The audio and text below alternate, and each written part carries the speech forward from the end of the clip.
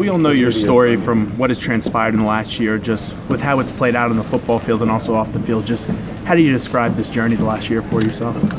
I mean, the journey's been awesome. It's been a blessing for me and my family to experience it firsthand. I'm grateful for the opportunity to be here with two amazing quarterbacks as well. It's just been a blessing so far. Has anything surprised you about the way that you've played so far this year? I mean, I'd say what surprised me the most is my teammates. The way they go about doing things. They're the ones who make me look good. I just go out there and I just try to play football. I talked to Henry Ruggs last week, and he said success doesn't really faze you about all the attention that you've got the last year. Just how are you able to remain so humbled still? I think a lot has to do with my family, how I've been raised with my faith. And then when you're surrounded by guys who just love to grind, just don't worry about anything and everything's going to come when it comes. I think it's a courtesy to who I'm surrounded with as far as my teammates and my friends as well. How are you feeling, by the way? Feeling good. What's the significance for you to maybe be the first Alabama quarterback to win the Heisman Trophy? I mean, to be the first to do anything is amazing. We're here, so it's a blessing just to be here. Tua, was there ever a time growing up that you thought you could be on this stage? Did you dream of this stage when you were young? Yeah, I think when you're young, you have dreams, you have aspirations, and this was definitely one of my dreams. To be able to come to New York, and to be mentioned within the Heisman talk is amazing, and to be a finalist with these other guys is amazing as well. It's quite a ways away from Hawaii, but there's so much support back there. People tuning in for games really, really early. Just what's it like to see all the support the entire state has shown you? I mean, it's awesome. It's amazing. Back home, everything is family oriented. And we have one of Hawaii's finest here, Rob DeMello. I personally know Rob. Oh, my man in the back. Oh, there's a lot of Hawaii people here, that I know. Jeez. So, with them flying out here, you can see the support already within our newscasts back home. So, I'm very appreciative of it. What's your first memory of the Heisman? Did you watch it on TV? Or? Yeah, I watched the Heisman since I've been watching football since I've been growing up. So I got to see a good amount of winners, including Marcus Mariota too. So. Did you have a conversation with Marcus recently about the Heisman Trophy and the experience? Not really. Didn't get the opportunity to. Are you familiar with Kenny Stabler, the other left-hander who people talk about at Alabama? What's your memory of watching him on film or something like that? I don't think I've ever watched Kenny Stabler play. I do know he's a legend in Alabama.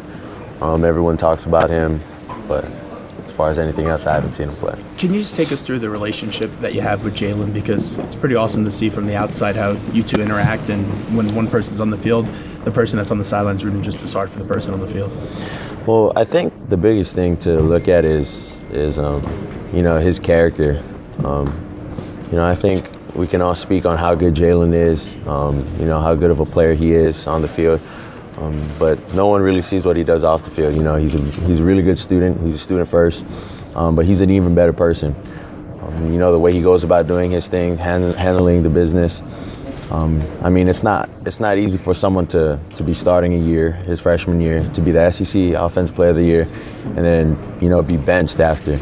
But the way he's handled it, I think he deserves everything he has right now. What did it mean to you the way he handled after the championship game last year as gracefully as he did? Well, there's nothing about him that changed. When he got taken out and when he got put in, within the success that he had and the success that he didn't, he's still the same person. As you rehab, does it help knowing he's there in case you guys need him? Well, like I said, I think it's a testament to his character, it's a testament to his faith. I just think he's a well-rounded person. It's awesome to have someone like that. We were down against Georgia this past game, and to have someone like that be able to step in and you have confidence in them stepping in to bring you guys back for a win is awesome. Tua, you being here, Marcus winning it, and this year with Mackenzie Milton and Jordan Ta'amu, what does that say about Hawaii football and the quarterbacks that are coming out of the islands? you know, I definitely think there's something in the water within our skill players. You know, for Hawaii kids, we're usually known to be big, stouted people. You know, we're usually seen to be guys who belong on the line. You know, O-line or D-line, or more so defensive players.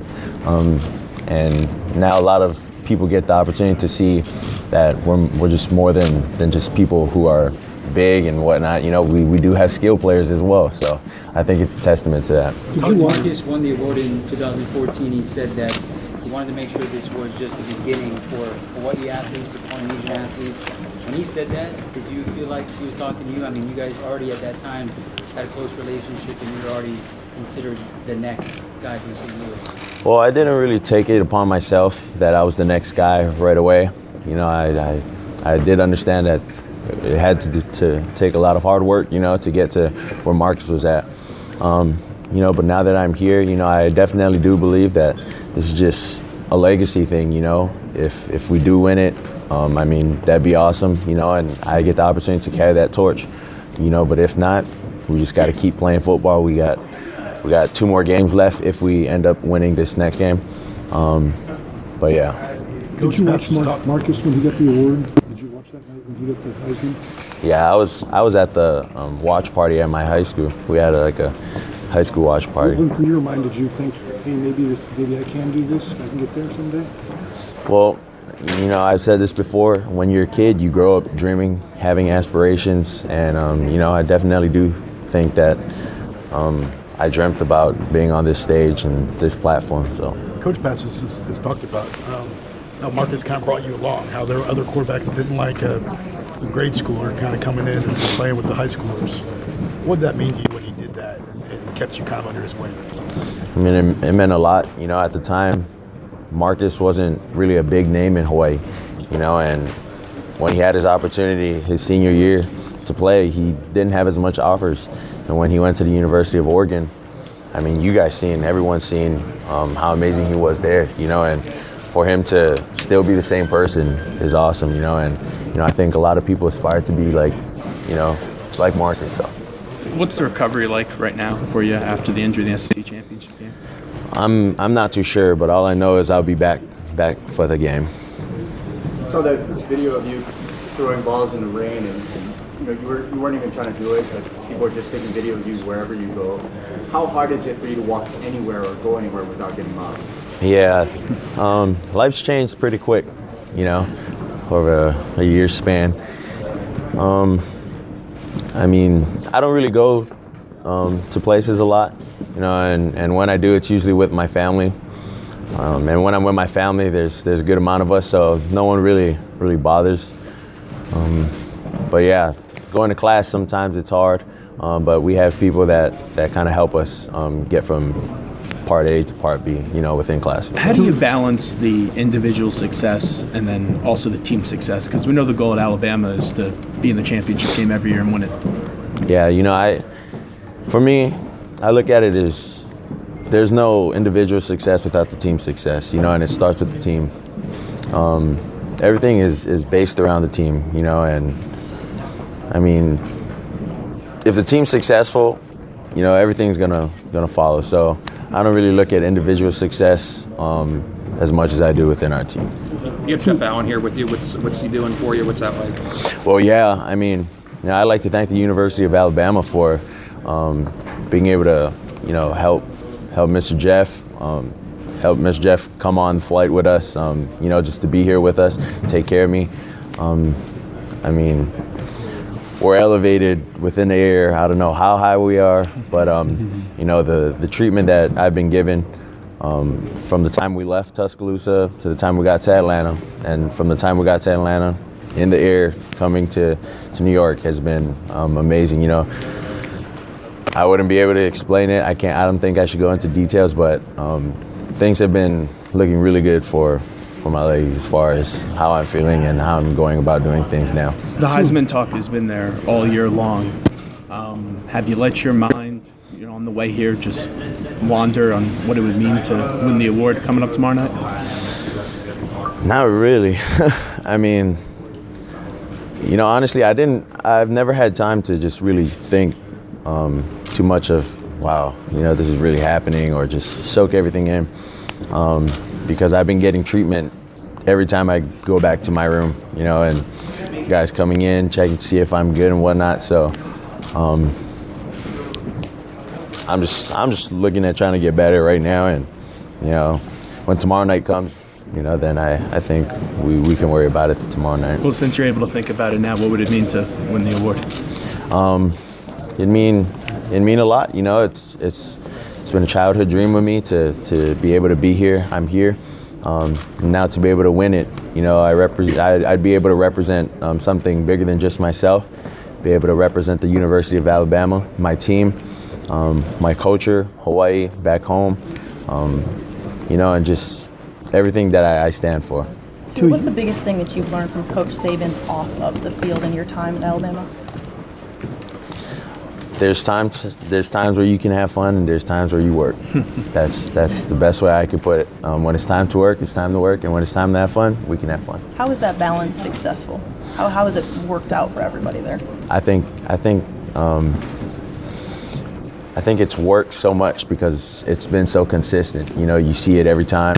When Coach Saban wants to have fun, everyone's in a different mood. Everyone knows, we can have fun. And when it's time to work, everyone's quiet, everybody's attentive, and everyone understands this is what needs to be done at the moment. Who's some of the quarterbacks that you watched growing up, some of the ones that influenced you? I'm not too sure. That's a good question. I'm not too sure. Can't recall watching anyone that I liked in particular. What's your impression of Kyler Murray? My impression, he can beat you with his feet. He can beat you with his arm. He can do it all, and he's definitely dangerous to defenses. I'm glad I get the opportunity to go up against him. When you look at how quickly you were able to make an impact with Alabama, how much of an effect did graduating high school early and getting there in January have on how fast you were able to step in? Yeah, it definitely had a big benefit, in which I had to learn quick. I think if I came into the summer, I would have never got things down, whereas if I came in early. The plays were very difficult. I wasn't used to reading long plays, and within different formations, I just wasn't used to it all. So, I definitely think it helped me coming in early. What is more the playbook than physical? You say what? More the playbook side of things than the physical, weight side of things? No, the playbook is a lot harder than we're actually running the plays. What have your interactions been like so far? I know you just got there, but with Kyler, and have you guys talked at all about the game coming up? Oh, we haven't really talked about it. But he's a competitor. I'm a competitor. I understand that it's going to be a 15-round fight, and I'm excited. And I know he's excited as well.